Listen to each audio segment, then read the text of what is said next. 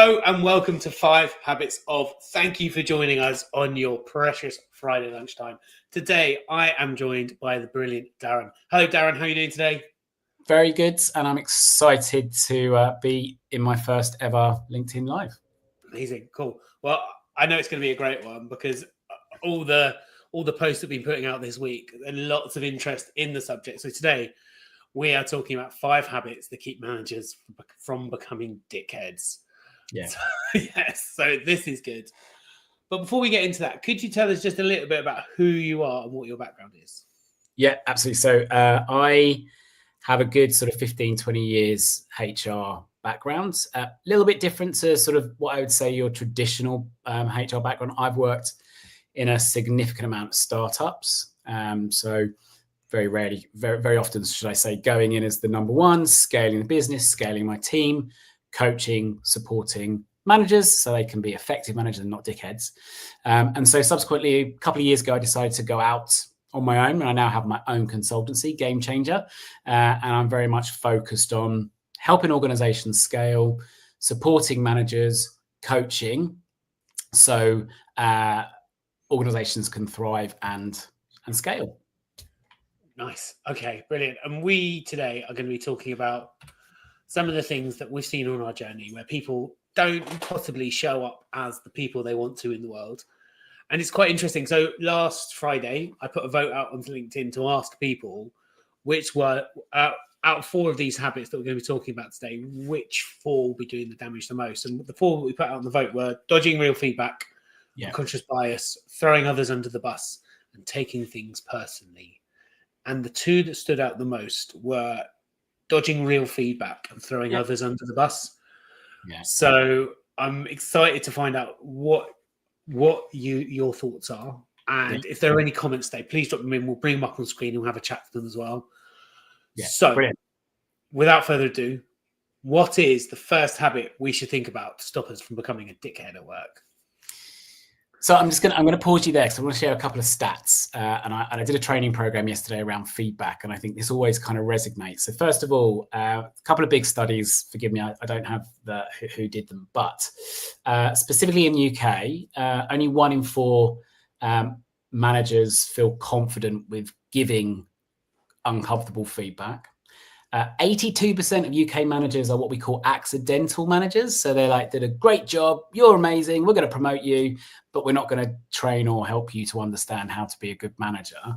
And then it's 84 billion that costs the UK economy annually because of what we call staff turnover. Now, everyone would have known and everyone's heard this, right? You don't leave an organization, you leave a shitty manager, right? So just some stats that I kind of wanted to sort of share with you.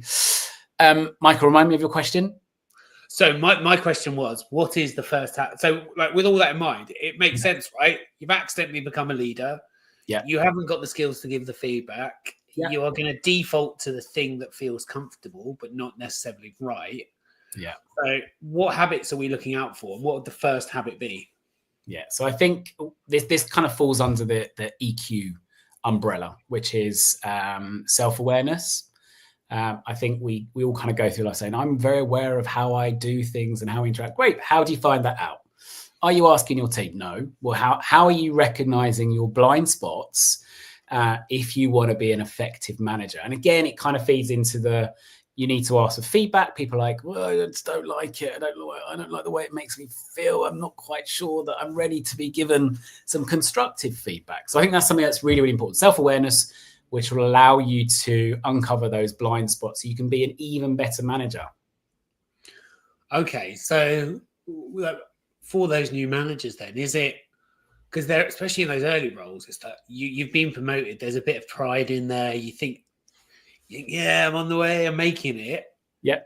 Is there actually a bit of humility that, like, what is the thing that you should, like, is it a bit of humility that's needed when you take that leadership role and that you don't know everything and you actually need others to help you?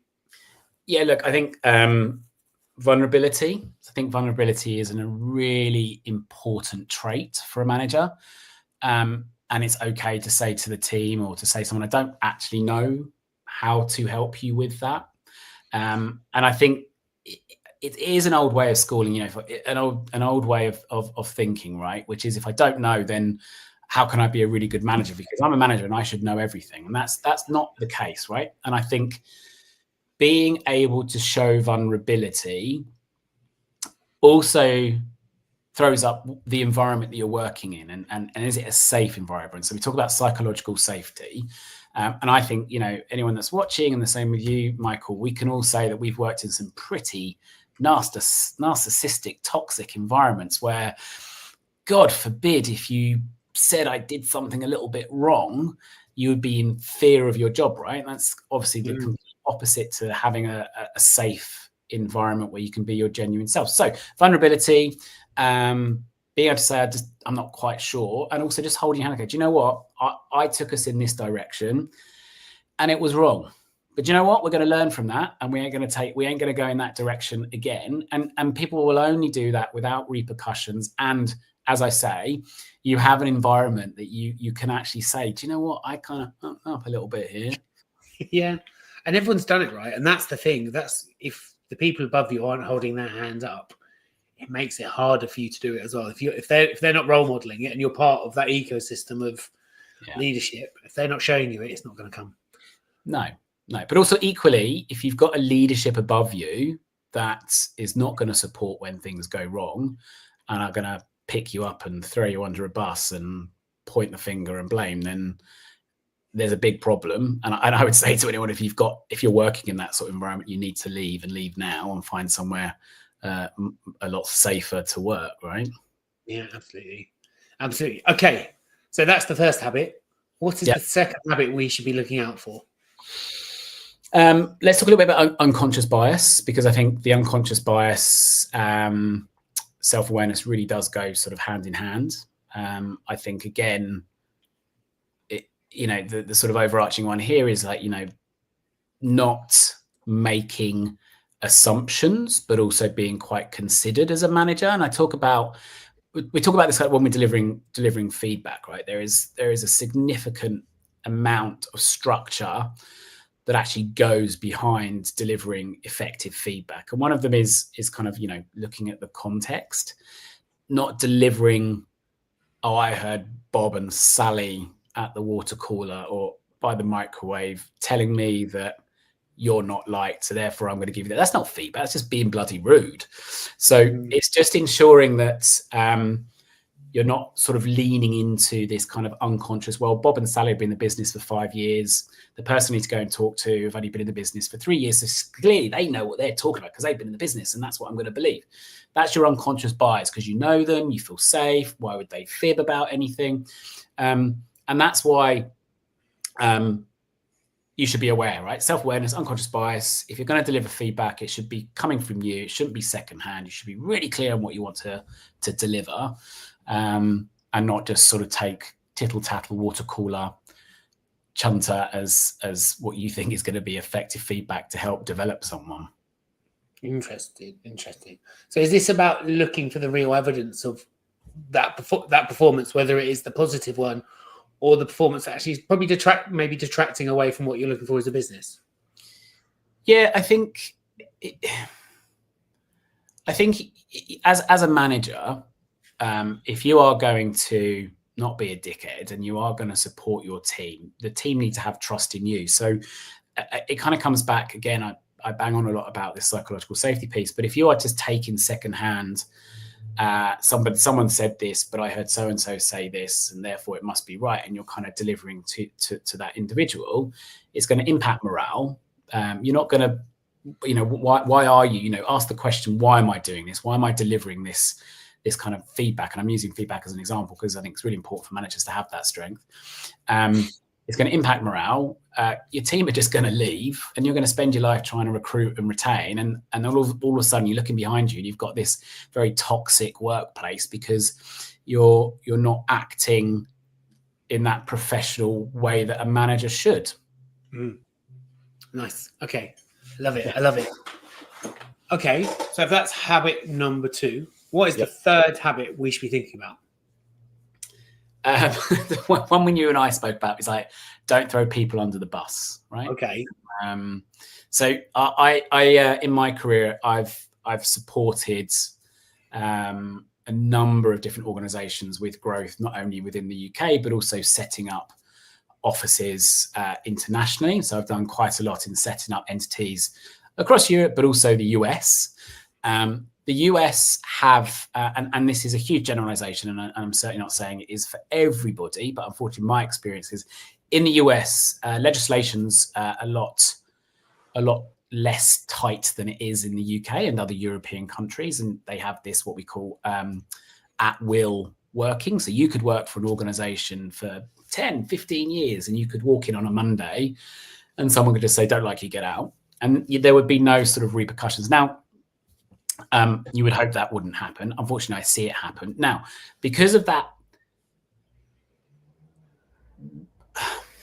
embedded kind of workplace culture, this is just what happens in the US, working at will. I don't really have a safety net.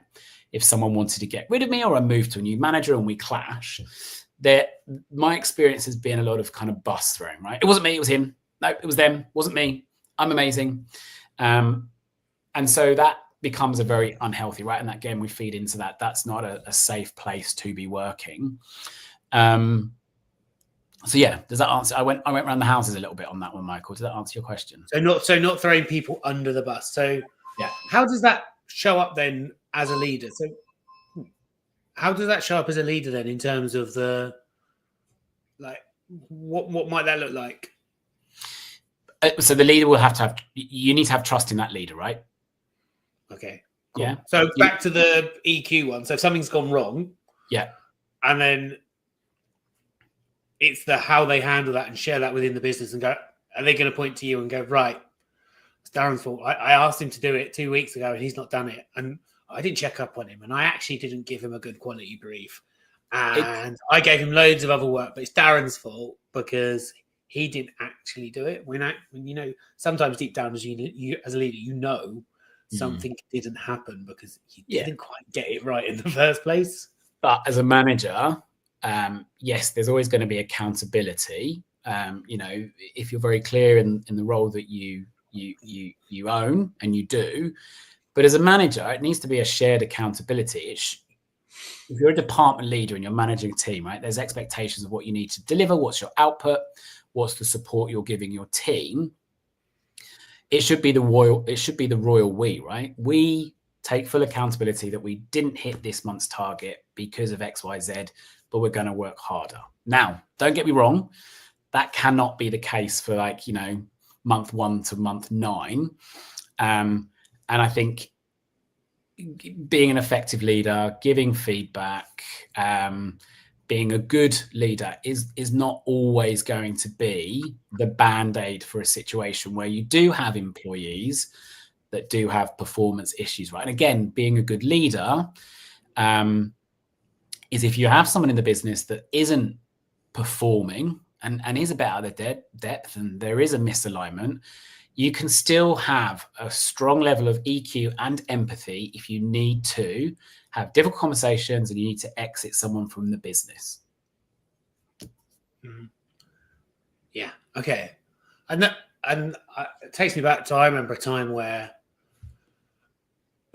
someone was struggling and I was chatting to this leader. I was like, what do I do? And he goes, you have to be honest, because, like, you're not helping them by not telling them how they're underperforming and not telling them the real effect. They think they're fine. They think they're safe in their job. You actually have to have that genuine, honest, not honest, blunt, but honest and effective conversation. Yeah, and I think one of the things when I go in and I'm advising founders or I'm working with new managers, one of the things I always say is they're like, it's okay because we do performance reviews. Fantastic, great, you do performance reviews.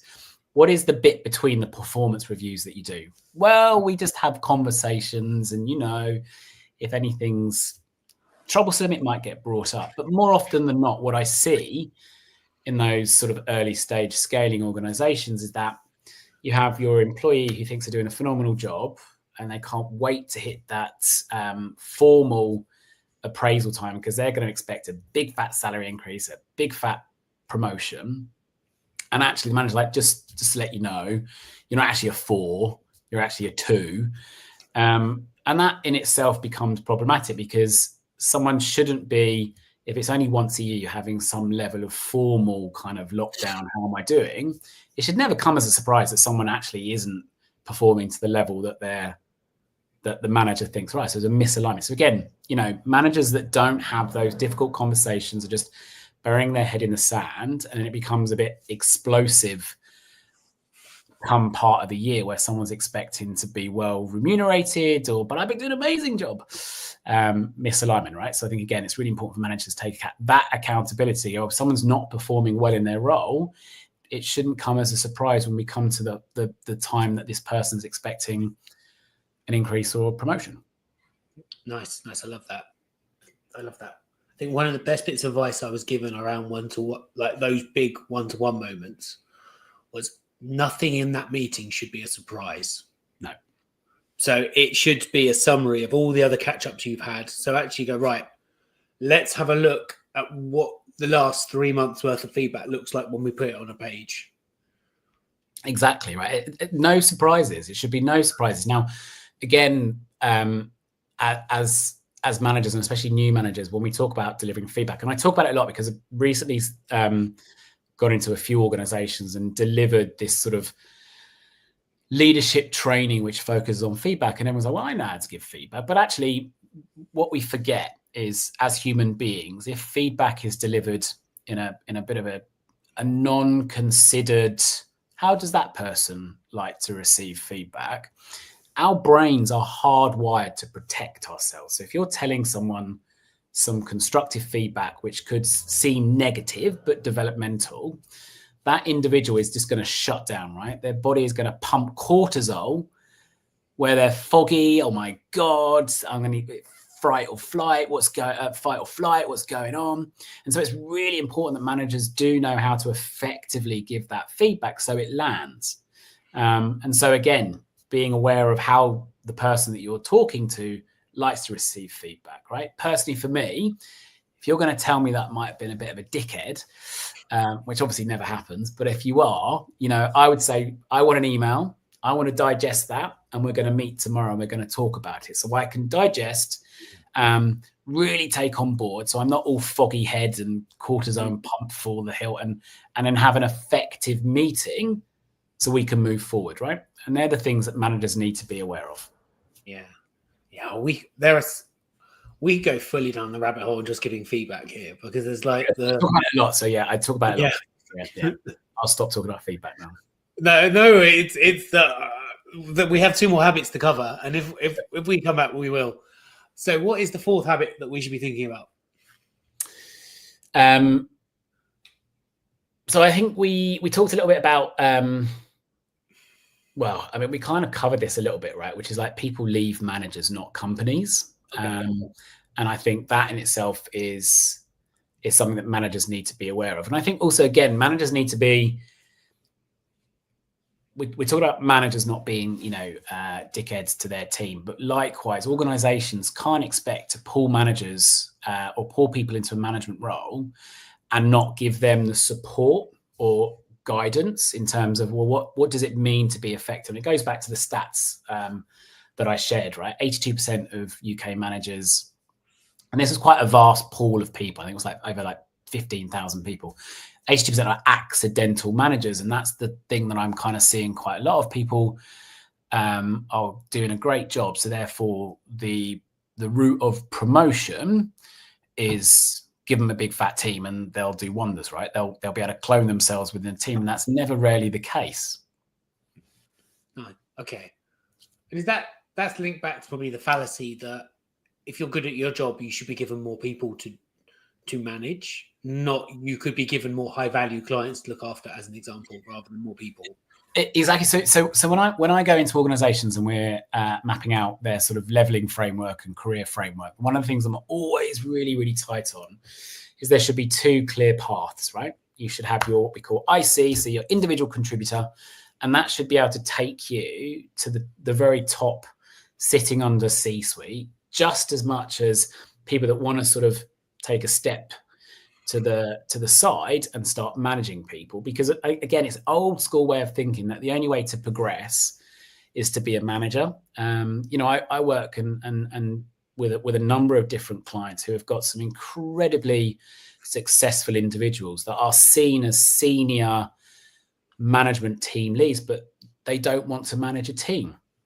That's really healthy, right? So again, that person has said, I don't want to manage a team. I just, let me do the job that I like to do. But thank you. You're going to still allow me to right? So that person's not being a dickhead because they don't want to be a manager and they've been really open about it. I don't want to manage anyone. They'll happily coach and mentor people around them, but don't give me a team because that's not what I want to progress in this organization. Yeah, no, I love it. And it is finding the next relevant step in that person's journey. Yeah. Putting the wrong person in, you can often lose the productivity and the team. So if that person is the one doing the work, but there's also a team around it, you said it's the loss is bigger than the initial one you have. Yeah. And I would also say that so we talked a lot about the onus on managers, and how to treat their teams and how to be effective. But it does go both ways, right? So if team members are being treated or managed in a way that they just don't like, there should be that ability to have that conversation up, to be able to say, look, can we have a conversation here? I don't really like the fact that you're doing X, Y, and Z, and it makes me not do that. And that manager should really sort of absorb what's being said, because again, recognizing blind spots, we've spoken about that, right? And it's just been able to, you're an approachable individual, so the team will actively give you feedback. There's no point starting a meeting. Who's got some feedback for me? That's just so disingenuous, right? Yeah. So the full Donald Trump, you mean, go around the table and you want to keep your job? Yeah.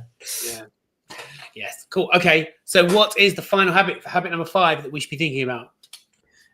Look, we banged on about this a lot, so sorry, but we've kind of covered it right. Be open to feedback, which is really, really important. It's all very well starting a meeting. And you got any feedback for me? Yeah, that's just very disingenuous, as I said. It's about having mechanisms in place that the team do feel that they can come to you. One, just not sort of feedback to you, but just to kind of have a conversation about maybe another team member. They're not liking what they see, because if you are an open and approachable manager, that will just go miles to ensure, calm amongst the team, right? If the team can't come to someone because, they're not particularly self-aware or they're best buddies with the person that's been in the team for 10 years, it's not going to create a nice place to work. And fundamentally, people will just go to your competitor, right? It's not rocket science. No. Okay. So that be open to feedback. Yeah. Awesome. Okay. So we are there. We have hit all 5 habits. So take a breath, and then I'm going to ask you just to recap them one by one. So habit number 1 was?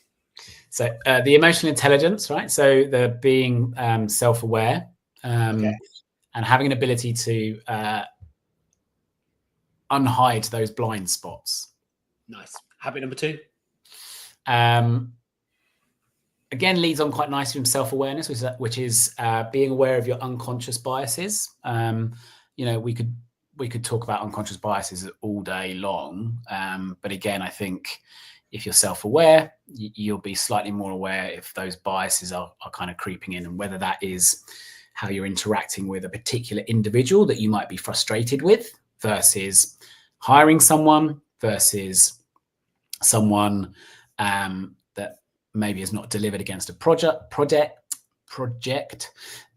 Just being aware of that scope, right, of how you interact with your team, and it should be very consistent. Nice. Habit number 3? Don't throw people under the bus, right? Accountability, the royal we. Yes, okay, we didn't quite hit where we're going, but that's okay, because we're going to learn from this, and we're going to move on from it. Now, the royal we can't last forever, and again, as a manager, you need to identify that, gosh, this is month 3 and we still haven't hit our target. So there could be a bigger thing at play, right? If it is a performance and there isn't alignment, you can still be a good, empathetic manager to have those even more difficult conversations. Cool. Habit number 4. Again, sort of, people don't leave companies, they leave managers. So again, bring into play all these points that we've spoken about will reduce churn, save the organization the chaos that it can be thrown into when you are losing your top talent. Okay. And the last habit number 5. So being open to feedback. I may have mentioned that once or twice, right? Yeah. But also being very genuine when you are asking for feedback, just not, who's got feedback for me? Or starting with who's got feedback that they want to, it just be specific, right? Yesterday we're in this meeting and I found myself saying XYZ. What's your feedback? What was your take on that, right? Give someone, put them in the moment, let them think about it, let their cognitive reflex kick in. They'll look up, their eyes will flicker. They're actually taking themselves back to that time. And then if they've got feedback, they've got feedback, right? Cool. I love it. Thank you so much for sharing those. It's really helped me rethink about how I show up and how I can help others show up in the world. Now, if people want to hear more from you, find out about from you, get in contact with you, work with you, what can they do and where can they find you? So LinkedIn, tap me up there. So either message me through the multiple posts that I've been posting about today's LinkedIn Live, or just drop me a little DM, or you can send me an email, which is darren@gamechangerpx.com. Nice. I love it. Thank you so much. And thank you everyone for watching. If you want more of these, you can come find this channel on YouTube and you can watch. There's almost 30 of these now where you can get all sorts of different habits. Some looking after your back, something on breathing, something on eating well, burnout, all sorts of different lives that you can check back on. If you want something in your inbox, you can sign up to my productivity pod. It's not a newsletter. It is something that arrives via email, but it's definitely not a newsletter. It will arrive in your inbox. And if you want to find out more, you can find me on LinkedIn as well. And in June, we are going to be running a new productivity pod. So if you have an idea that you need to bring into the world, you can drop me a line and you can possibly join it. Come on the adventure. Darren, thank you so much for today. Have an amazing day. Thank you very much. Cheers.